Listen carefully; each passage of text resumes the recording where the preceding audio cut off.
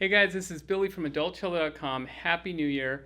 I have a video today with 3 tips about New Year's resolutions. It's a great time to sort of focus, plan out your goals for the year, and start striving for them. It can be a little tough though. Whatever your goal is with the cello, whether it's, I want to be consistent in how much I practice, I want to achieve a certain level, I want to learn this new technical skill, I want to learn this new piece, it's probably going to require a lot of consistency on your part to get it done. And actually, consistency is probably the number one issue with adult learners because we have busy lives and we have limited time, and so being consistent can feel almost impossible at times. So here are 3 tips to help you stay consistent on the cello and achieve those goals for 2022. All right, tip number 1 is to have multiple routines. And what I mean by that is practice routines.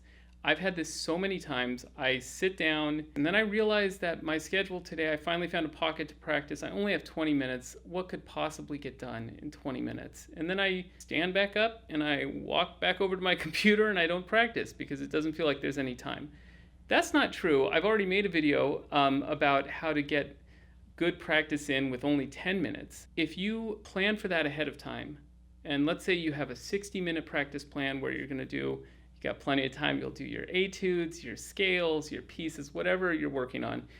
I would also have like a 30-minute reserve plan, which is like, okay, this is what I'm gonna trim off, and this is, if I sit down and do this or these tasks for 30 minutes, I will feel good about the time I spent.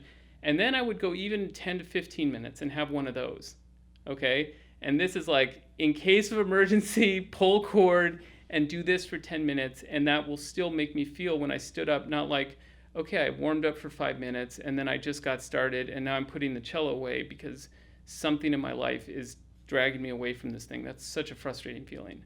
So the thing with 10-minute practice plans, it's not ideal, but it means that you sat down and practiced for 10 minutes. And let's say you did that for 2 weeks straight because you were so busy, that will add up and accrue to something substantial, eventually.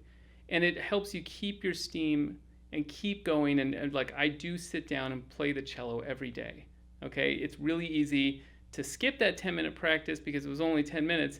And then the next day, another busy day. And then pretty soon, 2 weeks have gone by, you haven't touched the cello. Okay, tip number 2 is to actually allow yourself a guilty pleasure. That guilty pleasure would be learning some of the repertoire, your kind of bucket list repertoire you're, not ready for yet. So I've read some articles about how much it helps to stay on track with goals, to have a guilty pleasure associated. So an example would be, you only watch your favorite show now if you're at the gym on the exercise bike. So you actually have to go to the gym to watch the show you want to watch, something like that. This is a kind of a spin on that. With most of these really difficult bucket list pieces that are just the creme de la creme of the cello repertoire, there still will be sections or even little passages that you can play right now. You could start learning or start working on. And this is not to say, okay, you're going to start learning a piece that's way too hard. You're just having a little fun at the end of practice. Okay, you're just saying, okay, well, this little 5-bar melody that's the second theme of this crazy hard concerto, that's actually not so hard. Let me just enjoy myself.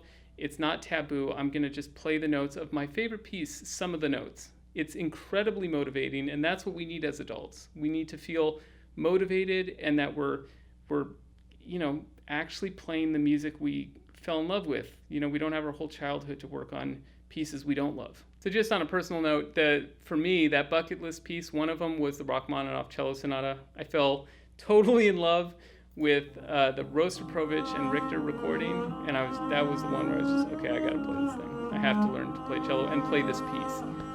If I were starting this earlier on in my journey, I would hunt and peck and see what I could play.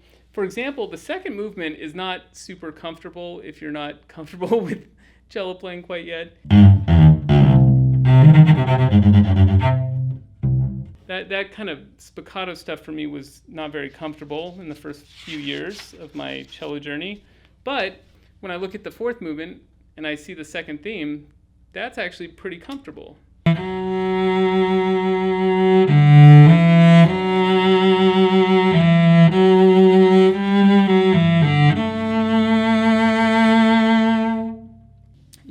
take just, 8-10 bars like that. Just enjoy yourself.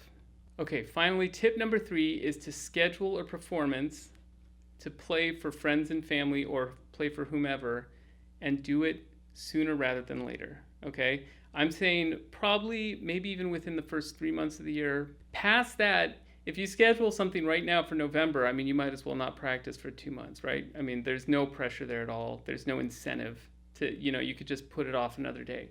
So if you say, okay, March 14th, boom, I'm gonna have a virtual concert. I've invited maybe 5 friends and family members who are very supportive, and I just want to play, just it could be 1 or 2 songs. It doesn't have to be some gigantic recital, but just I want to do a great job, and I want to share my music making so far with them.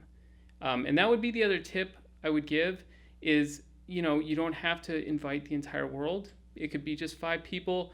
Even if you're only playing for 5 people, they're your friends, you've known them forever, you love them, you're going to feel a little bit of excitement, anxiety performing for them, especially on a virtual concert. You just click the button and suddenly you're on camera. That's what you want, though. That's the thing that's going to motivate you to consistently practice and to give your best possible performance for where you're at right now.